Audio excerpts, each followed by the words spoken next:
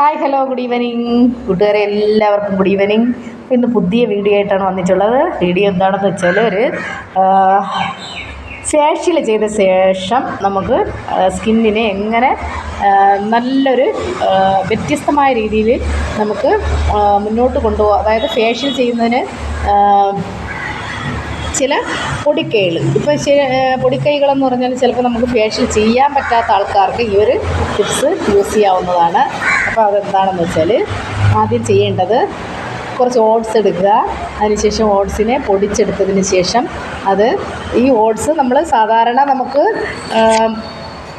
എല്ലാ സ്കിന്നുകാർക്കും ഈ ഓട്സ് യോജിക്കണമെന്നില്ല. ചില സ്കിന്നുകാർക്ക് നല്ല ബെറ്ററായിട്ട് യോജിക്കും, ചില സ്കിന്നുകാർക്ക് ഈ ഓട്സ് നല്ല യോജിക്കുന്നതല്ല. അതെല്ലാം നമ്മൾ ചെയ്യുന്ന ഇൻഗ്രീഡിയൻസ് ഏതാണെന്ന് വെച്ചാൽ തൈര് ഇൻഗ്രീഡിയൻസ് ആക്കിയിട്ട് ആ ഇൻഗ്രീഡിയൻസിലാണ് നമ്മൾ മുഖത്ത് അപ്ലൈ ചെയ്ത് കൊടുക്കുന്നത്. അപ്പോൾ നമുക്ക് ഓട്സ് തൈരിലാണ് അപ്ലൈ ചെയ്ത് കൊടുക്കുന്നത്. ഇപ്പോൾ കുറച്ച് ഓട്സ് എടുക്കുക, അത് തൈരിൽ അപ്ലൈ ചെയ്ത് കൊടുക്കുക. ഒരു 15-20 മിനിറ്റ് എന്തായാലും മസ്റ്റായിട്ടും ഇത് മുഖത്ത് അപ്ലൈ ചെയ്ത് കൊടുത്ത് 15 മിനിറ്റിന് ശേഷം വാഷ് ചെയ്ത് കളയുക. ഭയങ്കര റിസൾട്ടാണത് തൈരിൽ ചെയ്യുമ്പോഴും. അതുപോലെ തന്നെ രണ്ടാമത്തെ കാര്യം എന്ന് പറഞ്ഞാൽ, റോസാപ്പൂവിൻ്റെ ഇതളുകൾ ഉണക്കി പൊടിച്ചതിന് ശേഷം അത് എന്ത് ചെയ്യണം, തൈരിൽ കുഴച്ച് മുഖത്തിടണം. ഈ ടിപ്സ് നിങ്ങൾക്ക് ആരെങ്കിലും പറഞ്ഞു തന്നാണോ? ഒരിക്കലും പറഞ്ഞു തരാൻ ചാൻസ് ഇല്ല. കാരണം തൈരിൽ റോസാപ്പൂവിൻ്റെ ഇതളുകൾ ഉണക്കി കുഴച്ച് മുഖത്തിടണമെന്ന് പറയുന്നത് മുഖകാന്തിയും മൃദുത്വവും ലഭിക്കാൻ വേണ്ടിയിട്ടാണ്. നമുക്കൊരു ഫേഷ്യൽ ചെയ്യാൻ പോയിട്ട് അത് ചെയ്യാൻ പറ്റിയില്ലെങ്കിൽ പോലും ഈ ഒരു ടിപ്സ് നല്ല ഒരു റിസൾട്ടാണ്. അതുപോലെ തന്നെ നമുക്ക് എണ്ണമയമുള്ള ചർമ്മക്കാർക്ക് മുൾട്ടാണി മിൽട്ടിയും വെള്ളരിക്കയുടെ നീരും ചേർത്തൊരു പാക്ക് വളരെ നല്ലതാണ്. അതുപോലെ തന്നെ കറുത്ത പാടൊക്കെ മാറ്റാൻ രക്തചന്ദനം, അത് ഞാൻ ഇടയ്ക്ക് മുന്നേ രക്തചന്ദനത്തിൻ്റെ ഉപയോഗം ഒരുപാട് ഞാൻ പറഞ്ഞു തന്നിട്ടുണ്ട്. ഇനിയെന്ന് പറഞ്ഞ വേറൊരു ടിപ്സ് എന്ന് പറഞ്ഞാൽ, സോപ്പ് ഉപയോഗിച്ച് മുഖം നമ്മളിപ്പോൾ ഒരു ഫേഷ്യൽ ചെയ്തിട്ട് വന്നിട്ടാണെങ്കിൽ നമ്മൾ സോപ്പ് ഉപയോഗിക്കാനേ പാടില്ല. മുഖത്തൊരു 2 ദിവസത്തേക്ക് സോപ്പ് ഉപയോഗിച്ച് മുഖം കഴുകാനേ പാടില്ല. വേറെ എന്തെങ്കിലും മോയ്സ്ചറൈസറോ അല്ലെങ്കിൽ എന്തെങ്കിലും ഒരു ക്രീമോ, സൺ പ്രൊട്ടക്ഷൻ ക്രീമോ എന്തെങ്കിലും എന്ത് ചെയ്യണം, മുഖത്ത് അപ്ലൈ ചെയ്ത് കൊടുക്കാം.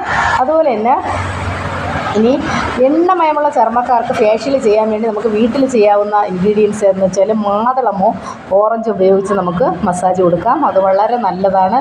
ഇനി അതുപോലെ തന്നെ പപ്പായ, അതായത് വരണ്ട ചർമ്മക്കാർക്ക് പപ്പായ വളരെ നല്ലതാണ്. അതുപോലെ പപ്പായ, ആപ്രിക്കോട്ട്, പിന്നെ ആവക്കാട, ഇതെല്ലാം വരണ്ട ചർമ്മക്കാർക്ക് വളരെ യോജിക്കുന്നതാണ്. ഇനി മിശ്രിത ചർമ്മക്കാർക്ക്, അതായത് മിശ്രിതം എന്ന് പറഞ്ഞാൽ മിശ്ര ചർമ്മക്കാർക്ക് വേണ്ടതെന്ന് പറഞ്ഞാൽ മുന്തിരിപ്പഴം കൊണ്ടിട്ടുള്ള ഒരു പാക്ക്, അല്ലെങ്കിൽ ഒരു റൗണ്ട് മസാജ്, അല്ലെങ്കിൽ ഒരു ഫേഷ്യൽ എല്ലാം ചെയ്യേണ്ട മുന്തിരിപ്പഴത്തിൻ്റെ ആ ഒരു സത്ത് വെച്ചിട്ട് മുന്തിരിപ്പഴം കൊണ്ട് ജസ്റ്റ് ഒന്ന് മസാജ് കൊടുത്താൽ പോലും മുഖത്തിന് നല്ല ഭംഗിയായിരിക്കും. ഇനി ശരിക്കും ജസ്റ്റ് ഒന്ന് ലൂസായിട്ടുള്ള സ്കിന്നുകാർക്ക് ഉഴുന്നരച്ച ശേഷം അത് കൊണ്ടിട്ട് മുഖത്ത് മസാജ് കൊടുത്താലും വളരെ നല്ലതാണ്. ഇനി അതുപോലെ തന്നെ ഇനി വേറെയുള്ള സ്കിന്നെന്ന് പറഞ്ഞാൽ, നോർമലായിട്ടൊക്കെ ഉള്ള സ്കിന്നുകാർക്കെന്ന് പറഞ്ഞാൽ കസ്തൂരി മഞ്ഞൾ, എണ്ണ, അതുപോലെ തന്നെ പയറുപൊടി, ഇത് ചാലിച്ച് മുഖത്ത് പുരട്ടുന്നത് വളരെ നല്ലതാണ്. അപ്പോൾ കസ്തൂരി മഞ്ഞൾ, എണ്ണയും പയറുപൊടിയും കൂടി ചേർത്ത് പുരട്ടുന്നതും വളരെ നല്ലതാണ്. അപ്പോൾ ഈ വക ടിപ്സുകളൊക്കെ നിങ്ങൾ ചെയ്തു വെക്കുക. ഇത് ഫേഷ്യൽ നമുക്ക് എന്ത് ചെയ്യാം, വീട്ടിൽ ചെയ്യുന്നവർക്കുള്ള വളരെ നല്ല ടിപ്സുകളാണ് ഈ പറഞ്ഞിട്ടുള്ളത്. അപ്പം നിങ്ങളെല്ലാവരും ഈ ടിപ്സൊക്കെ കണ്ടിട്ട് ലൈക്കും കമൻറ്റും ഷെയറും സബ്സ്ക്രൈബും ഒക്കെ ചെയ്യുക. നാളെ ഞാൻ പുതിയ ടിപ്സായിട്ട് വരുന്നതായിരിക്കും. ടാറ്റാ, ബൈ.